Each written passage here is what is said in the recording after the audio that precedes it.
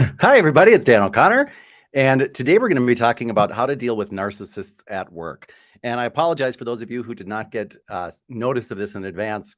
I'm trying out some new things and we're kind of rolling with it is what we're doing. So I wanted to start out talking about dealing with narcissists, especially narcissist gaslighters at work. Is that it? Gaslighting? Is that what we're talking about? Yes. And you know that you're dealing with a narcissist or a gaslighter at work because they are the ones who try to get you to believe their insanity. They try to get you to believe that you're insane. And they say things such as, you are overreacting. Or they say things like, you're making such a big deal out of this. Or you just don't understand. Those types of people. And we want to get responses ready for them in advance, because when you're dealing with a gaslighter at work, or you're dealing with someone who's a narcissist at work, especially, they can suck you in. And before you know it, you're focusing all your attention and your energy on them. And they've got this tube attached to you, and it's like they're sucking the life right out of you. So instead of reacting to them every time and being caught in this crazy Groundhog Day of insanity, have responses ready. And what I recommend is response number one. I understand you believe I don't understand. Do you understand? Blah, blah, blah. For example, if I were to tell you, yeah, I don't see how that'll work, and a gaslighter narcissist says, oh, you just don't understand. I understand you believe I don't understand. Do you understand that I'm telling you that I don't believe this will work? And then use the broken record. Because remember, you don't want to start changing your tune with gaslighters, with narcissists, with anybody. And if they say things to you like, why are you doing this to me? Remember to make it very clear. We have to set boundaries with gaslighters and narcissists. You have to set boundaries. And to set a boundary with them, it might sound something like this. I have a new course coming out. You're going to love it. It's the Principles of Modern Professional Communication. It just came out. I haven't even put it on sale yet, but I talk a lot about having scripts in your head so that you can spit things out when you need to, and it will make sense. For example, if I needed to tell a narcissist gaslighter that, hey, you're crossing boundaries here, and I don't want to get sucked into your web of insanity, it might sound something like this. Charlie, I am frustrated and need to get something off my chest. When you say things such as, I don't understand, or when you say things such as, why are you doing this to me? What that presupposes is that you and I have a relationship that goes beyond the professional one that we have here.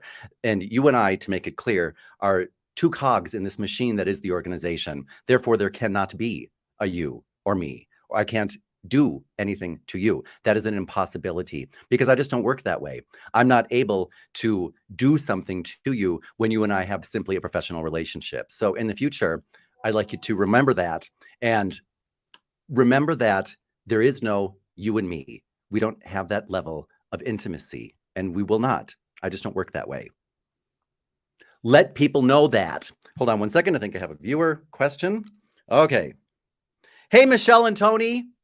Thank you for being here, members. And by the way, I don't really know where my comments are because, as I mentioned, this is a new system I'm working here. So let me see the chat. Okay.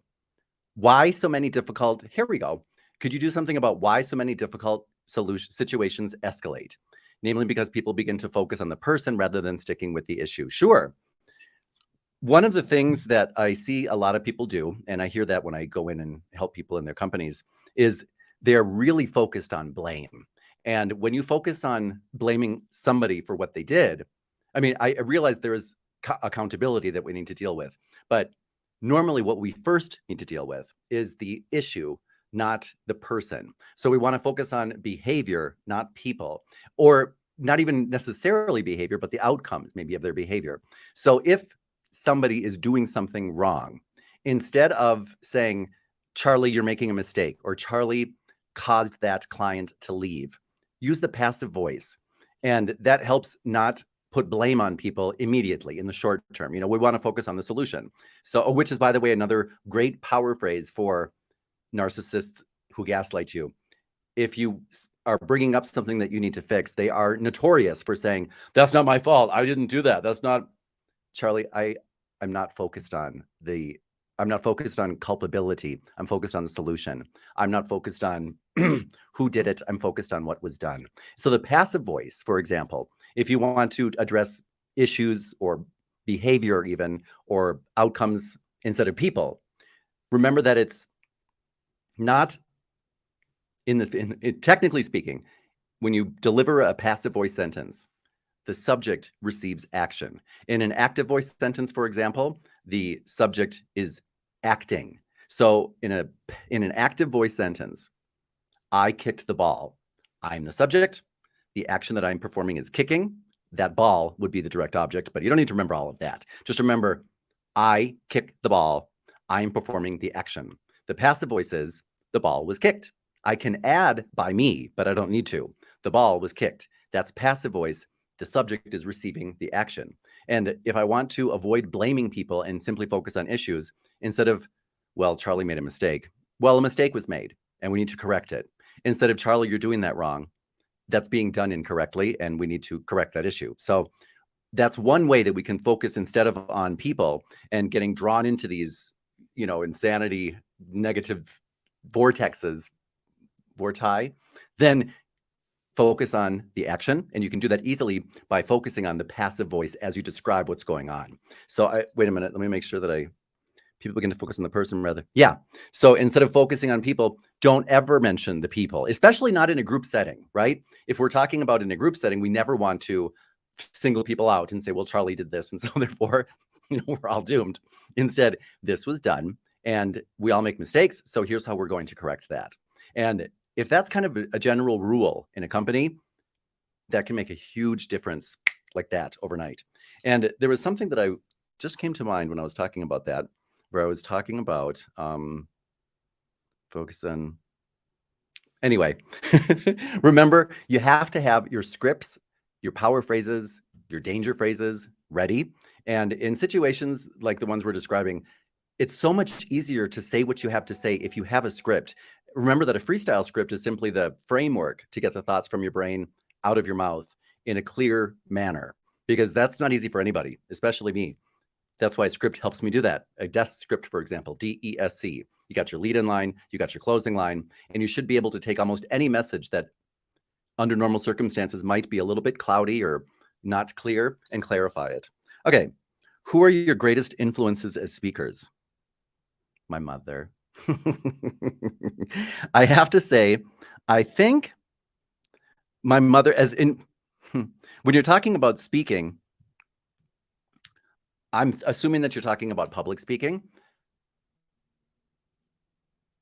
And I have to say, my mother, oh God, please, if somebody's with my mother, have her mute this section, have her do something so she doesn't see this. But she's a very precise speaker. And when you see her speak in public, and I believe that she got this from her father, who was probably the best public speaker I'd ever seen. I grew up watching people in my family speak in public, and I thought it was normal, so I didn't really think of it as a big deal. I just thought, I'm assuming in my brain, I modeled the way that I speak in public after these people. They have a conversation with the entire room, and before they got up there, they had already made sure that their English skills were up to par so that they weren't going to get up there and make a big faux pas, and say something that is technically incorrect so that people focus on that. But I think my mother really influenced me a lot when it comes to speaking. Public speaking, I have to tell you, here's something. There's a woman named Dr. Kimberly Venta Starks. And when I went to a speakers convention, and it was the first time I think I had been around a lot of public speakers. And she was the one person who stood out from everybody else, because when she got up on stage, as she started to speak, she would call people out, anybody, hey, you red dress lady, what's your name? And she would I think she called me out, if I'm not mistaken, but she would call people out by name and talk to them. And it seemed so natural, and it immediately triggered, I have to make sure that I do that because she's having a conversation with me, even though I'm in this group of, hundreds of people. So Dr. Kimberly Venta Starks made a huge difference. And other than that, I'm doing a disservice to those who I have been influenced by, because I can't remember who they are. So I apologize. And if it comes up, I will tell you. But if you want to look to somebody who's, I believe, a great orator,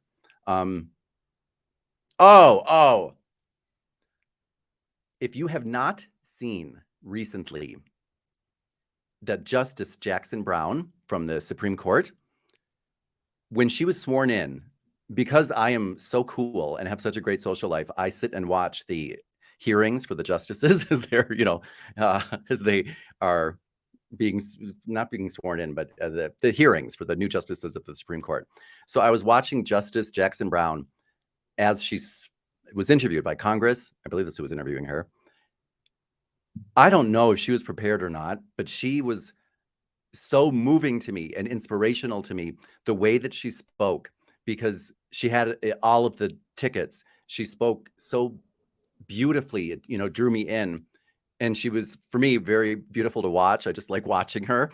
And the things that she said were so moving, and she was so speaking from the heart. I think she spoke at a graduation too that I saw her speak at. But when she speaks, I'm floored. If you want to see a good speaker, go watch Justice Jackson Brown. And if you want to see somebody who speaks perfectly, has perfect sentence structure, and is a wonderful, powerful communicator, watch Judge Judy. I mean, you might not like her. She might not be she might not be a enlightened or a mindful communicator, but in terms of her usage, her English grammar, it's flawless. She never makes a mistake when she speaks, and she knows where to place the power in the sentence.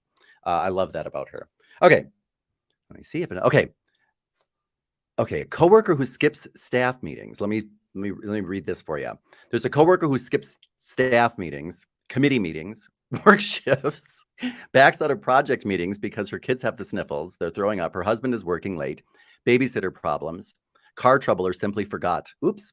And when she comes in, she brings her toddlers to work.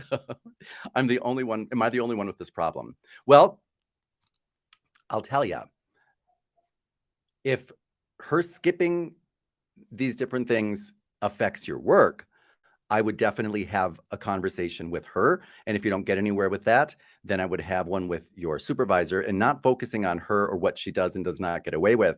But instead, I would focus on when I wouldn't even bring her into it. I would say something such as, when coworkers don't show up for scheduled meetings, their work is then dumped on me, and I have to deal with more work than I had planned because I plan and schedule my work. Therefore, in the future, if people miss meetings or miss assignments, that doesn't affect me as long as that doesn't affect me. So I suggest that they figure that out. And then in the future, if I need to fix something, if I need to miss a meeting, if I'm not going to make a deadline, I as well will figure that out so that my team members aren't thrown off by my miscalculations. Will that work? Does that sound fair? And by the way, a great closing line when you are proposing things like that is, does that sound fair? Because we want to, normally under normal circumstances at work, I suggest not using the word fair, because I believe that it's not appropriate for most situations. But when you are proposing something, I suggest saying at the end of it, does that sound fair? Does that sound equitable? Does that sound reasonable? You could use in that situation, because you want people to think at that time, yeah, what you're proposing sounds fair, and it does. If I'm going to miss something, I will figure out how I'm going to make up for that on my own. And I only ask that if others are going to miss something, that they figure that out on their own, so that I'm not bearing the burden of other people's life. We all have our own life. I wouldn't go into detail, but I think most people know we all have kids at home, and we all have the sniffles, and we all have that. And that's what I would do. Now, if you are in a situation where somebody keeps doing it over and over again, and you keep having to pull what is it with the slack? I apologize, I'm not thinking straight today. If you have to take up the slack, I would ask yourself, what's going on? Why is that happening? Why am I the person who's doing this? And see if you can fix that breakdown in the system, because that's what really I'm hearing is affecting you. Not this, it's irrelevant what this person is doing. The problem is a breakdown in the system, where all of a sudden, when you are scheduling work and you are completing your deadlines, that's being thrown off by unforeseen circumstances that are beyond your control, but they're within somebody's control. So find that person, fix the breakdown in the system. That's what it is. Because I'd do that too. If I were allowed to have my own personal life and not have any consequences for it, I would do that. I think most people would. If that's the gig, what's wrong with that? As long as that's the rules. Okay, Michelle. Oh, all of these are called Michelle. I see. Okay. Michelle has, oh, hey, Michelle, new member. Using scripts and practicing what I'm going to say has been extremely helpful. Good. When communicating with difficult personalities, because typically my mouth keeps moving and my mind goes dead. That's great. It is true. I have, they're in my bedroom. I have a personal stack of communication techniques and strategies that I practice all the time. And I don't think for most people who focus on communicating, which is, I think, one of the most important skills we have, that should ever stop. For most people, it does. You can tell most people when they leave school at college or high school, wherever they left, or grade school, that's as far as their communication development goes. It does not ever get any better. They don't ever evolve. They don't ever increase or improve, I should say, their communication skills. And so those who do take the time, and that's not most people's, I should say, for most people, they don't know any different. Even in school, most of us don't get taught how to effectively communicate with other people. There might be communication courses, but generally they're not very useful for most of us. And it's something that we kind of have to do on our own, So I would always focus on, as you were saying, having your own communication strategies and tactics based on what's going on and practicing them as much as you can in no-risk situations so that when it comes time to use them, you've already practiced them, because or else our mouth has trouble finding the right words if it hasn't said them before in an emotionally charged situation. Okay. Hey, Izzy Choate, is that it? Hi, Izzy. And she said, your book is awesome. Thank you. I bet it's the energy vampire slaying one. There you go. And she mentioned energy vampire slaying. Good. Thank you very much. By the way, in that book, that was the first book that I wrote. And I have found once you're done doing all of the technical things that it talks about and improving your ability to use scripts and use lines that are designed to help you through specific situations. If you haven't started using those principle cards in the back, the Slayer principles, they make such a huge difference. I mean, huge, unbelievable difference, because it helps us really focus on things that matter in every situation, such as, okay, I have to focus on the substance because that's who I am. And then the words are the form of my message. And if we can get that straight, that you are not the form or the source of my message, we have to, because most of the time when I think that's life, we are sucked into the pattern that most people live with every day, that external forces, difficult people, crazy situations, crazy people, I shouldn't say that, scratch that, cancel clear, but difficult people who are, in many cases, insane.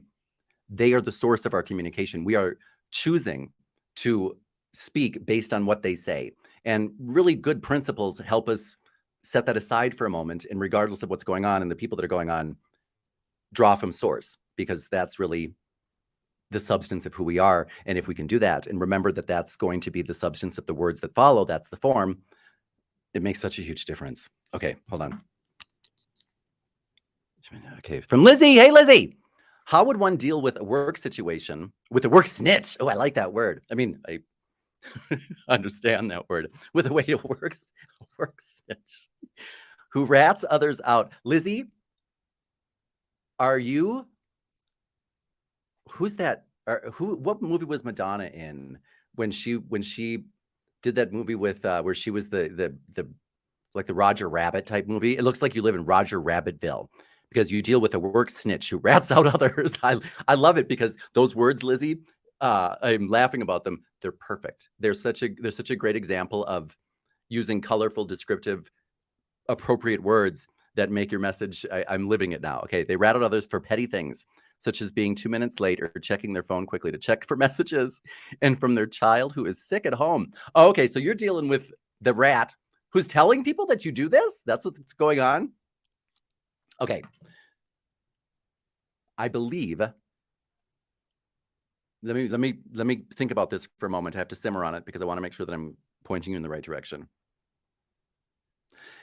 Okay, if they're saying these things in a public forum in front of you, like, hey, Lizzie's on her phone, or Lizzie's doing that and the other, if that's what's going on, then I think the strategy might be different. But if you're talking about, you're finding out later on that she's telling your boss these things about you, I would do two things, actually. First of all, before you get into this with your boss, if your boss is bringing this to you, I would, in a as casual way as you possibly can, ask your boss. Let's say that her name is Teresa or Charlie, whatever. Teresa. You were to say, hey, Teresa, when things like if they said, so and so brought to my attention that you check your phone and you do this, that, and the other, I would, before you respond to it, ask. I have to ask you, when things like that are brought to you, what do you say? What do you do? And how do you feel about that? And if they were to say, well, I don't really pay any attention, that's a good thing. So tell them, okay, great. Then I'd prefer, if you don't mind, that you don't mention them to me either, because I don't want to have a negative impression of, Tootsie or Trixie, whoever's bringing this to them. If they were to say, well, I think we should address it because it's important, then you'd want to tell them. Then I'm assuming, if that's the case, you wouldn't mind the next time this happens that you call me and involve me at that moment, because right here, talking about it after the fact, it's not productive for anybody. And you want these conversations, as much as they can possibly be, to be productive. So get back to me when we can do that. But if you don't do that, and I would explain this to your boss, by the way, explain this to your boss, if they're bringing this to you afterwards. I'm assuming, Teresa, that you understand when these things are brought to you and I'm not present, but I could be, that is just common gossip and that you're encouraging that. And I'm assuming you're not aware of that or you wouldn't do it, but I don't want to be a part of it, which is what we're doing right now. So if you'd like to involve Trixie here, I'd be happy to do that. Or in the future, if Trixie brings things like this to you, please remember that you're only engaging in common gossip, and that is, what is it? Not unproductive. That is counterproductive to this company and what we are all here to do. So I suggest that you tell her that and stop engaging in that. So sometimes we need to school our boss. Wouldn't necessarily, depends on how old they are and what our relationship is with them. But you have to school her on that what she is doing by encouraging that is encouraging counterproductive behavior. And so the whole you defending yourself and these types of things should be not part of that equation, because that's not the issue. That's not it. It's about what's going on before that. Okay. How to tell a company expecting you to split the costs? Anyone's guess. How would you deal with a company expecting you to split the costs of money that came up missing? Oh, that just happened. Okay. What you want to do is talk to the person. For example, I have a friend who works at a 7-Eleven. You probably don't work there, but it doesn't matter. This is the same. Okay. They were working at a 7-Eleven and some money came up missing. And so they said, all right, what we're going to do is just dock everybody. First of all, that is against, I'm sure, whatever labor laws apply to you in your specific, I don't know where you're from, but generally speaking, no matter where we are from, there are labor laws. And one of the laws is you can't do that. That's illegal. Now, I wouldn't bring that up because that's not the issue here. The issue is whoever is in charge of that money lost it. They are the ones who should be answering for that and who should be figuring out what to do next. Nobody else, not me. This conversation should end. I have things to do, places to go, people to see. So I'm glad I could help you find where you're going to go to fix this problem and to remedy it. It is not here. So have a great day. Goodbye, because you shouldn't be dealing with that at all. Whoever, it doesn't matter how it doesn't matter how it was stolen. Who's not your business, not in charge of that, unless you were specifically in charge of that money. And I might, if you were brought into, if you have to be, unfortunately, part of these discussions, which you shouldn't be because it is totally a waste of time, I might educate the person, your boss, your supervisor, whomever that may be, that would be ultimately in charge of that money, and let them know, you do realize that when you do that, if you are saying that it is nobody's responsibility and that nobody's in charge of it, you're setting up a situation where anybody could take that and then everybody has to pay for it. That person who could be setting that up could be you. And I'm assuming, knowing this information, as you must know, yet proceeding as you have proceeded in the past, that is what you're doing. Why else would somebody set up a situation where anybody could take something of value and everyone else has to pay for it? That is a recipe for disaster. And eventually, even under the best of circumstances, you will find people who will do just that, as is happening now. So I'm only assuming that you must know this. And why are you doing this on purpose? I don't know. I'm done with this conversation. I'm not in charge. Goodbye. So that's the gist of it. That's how I would basically answer it. Okay. You all know who did it, and you can't say it out loud because she's the owner's friend. Well, same thing. Even if that, I'm assuming that that's true. That's why I would say, hey, I think that's a terrible thing that somebody stole that. I can't tell you who it is. Even if you know, I can't tell you. However, I can tell you whose responsibility it was not. That is mine. Therefore, sayonara. I shouldn't be part of these discussions. And I don't, if I were talking to, let's say, my boss, and I really cared for them, as I hope we do, I might mention to them, and I don't want this to be a problem for you. I'm not a litigious person, ever. Never have been, never will be.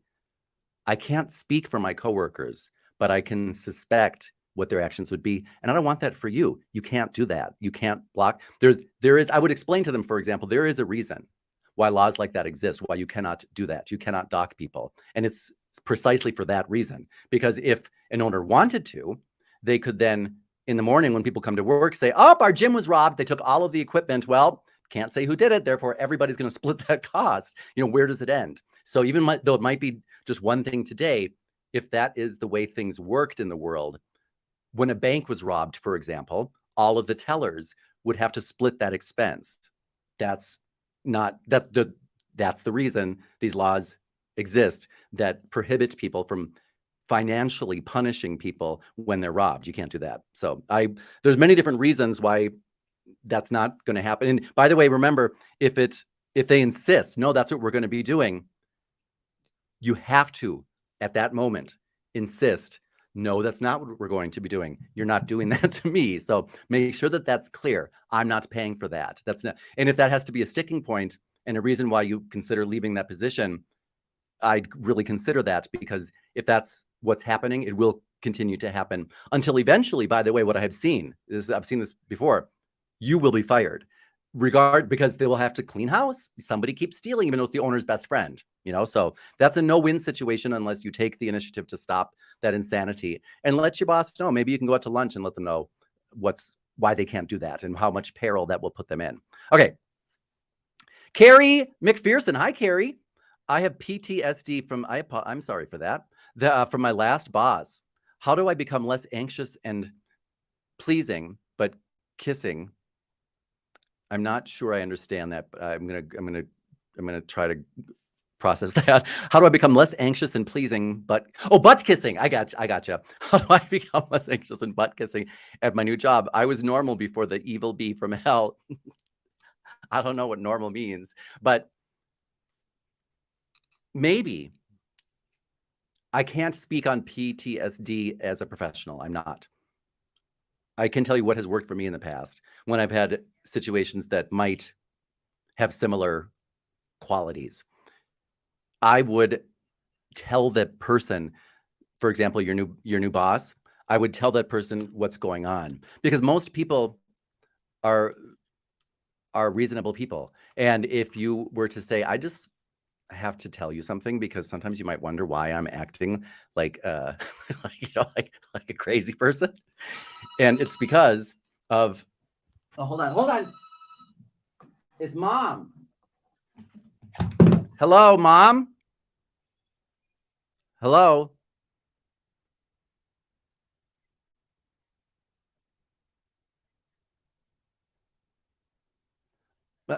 Nobody can hear you. Okay. Oh, Lizzie Choate. Thank you. That's what my mom. Thanks, Mom. Okay. So Lizzie Choate is here, right? And my mother suggested it, good for her, that she fields a question about, gosh, I wish I knew. I apologize. I can't figure it out. Lizzie and I are going to be doing a live show soon. And when we do, I'm going to specifically address some question that my mother just called about. I wish I knew which question, Mom. Okay. So I would suggest, by the way, Carrie, so I would tell your new boss what's going on, because if you explain in advance, hey, sometimes I get a little bit, I'm not myself. And here's why. Over time, I think that will get better. And in the meantime, Use a desk script, DESC.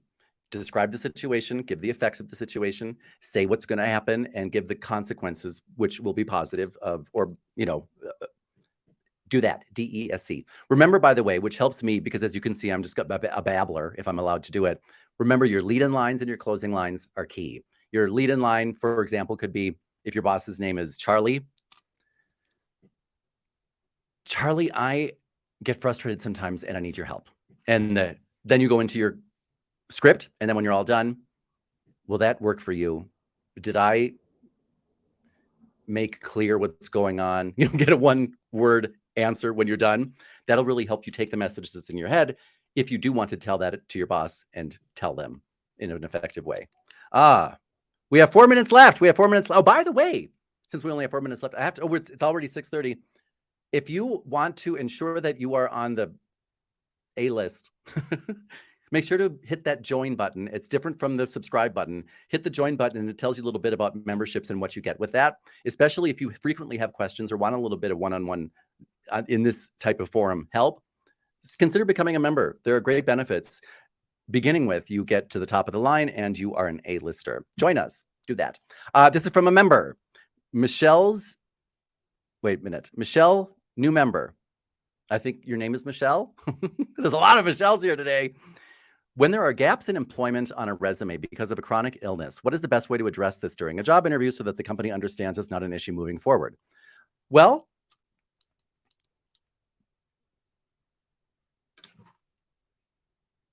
wait a minute. You mentioned chronic illness. So if it's chronic, that even though that should not be an issue, we all know how people are. And so in a job interview, I wouldn't use the word chronic. If it happened because of first of all, I just wouldn't mention it. Most people do not notice. Okay, I'm going to do something technical for a moment, okay? Most people don't have 100 jobs the way I did. So I'm going to assume that you have just a few jobs on your resume, not 89. So let's say that here's the timeline. I'm just going to write something out because I think this might help.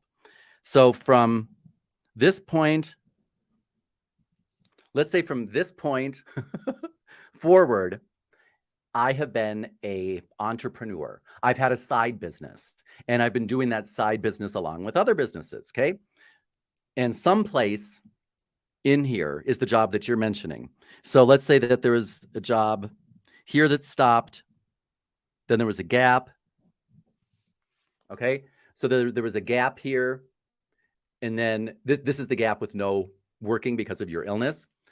I would, for example, modify the resume a little bit. And where the one job ends because of the illness, I would just leave that as ending. So, I would not put where you resumed your career. I would take whatever has been your, let's say, hobby, your side hustle, whatever it may be.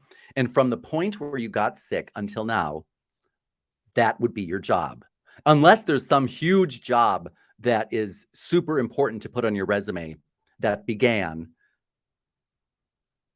in which case, like if I have to tell you, well, for the past 2 years, I was working this really important job, then there was a gap. And then before that, there was this other job.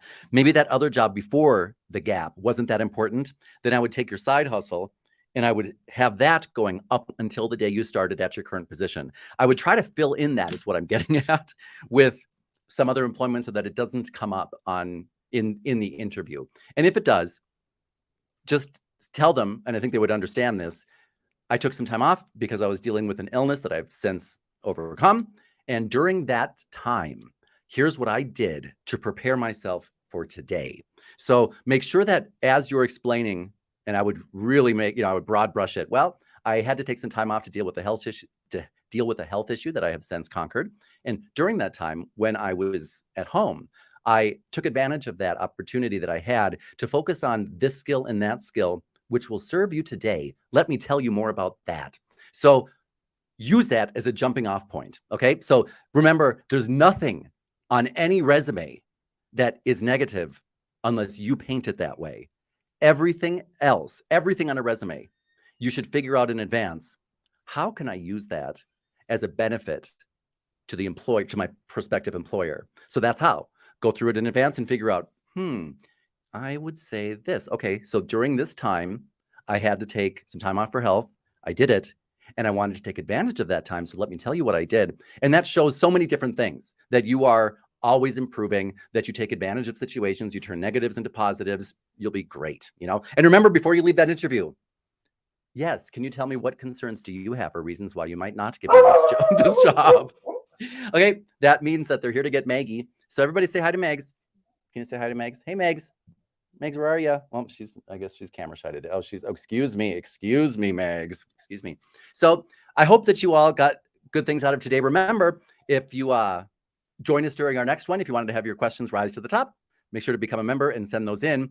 And I'm going to be doing some more lives more often. They're going to be a surprise. To get invitations to those, the way you do that is to subscribe to this channel, and then you get the notice at the last minute, like some of you got today. So for everybody here at Dan O'Connor Training, including Maggie, I hope you're with people that you love, and I hope you tell them that. And there's nothing that you have to say to them that you can't say in a loving way. So if you need any help, that's what we're here for. For everyone here at Dan O'Connor Training, this is Dan signing off.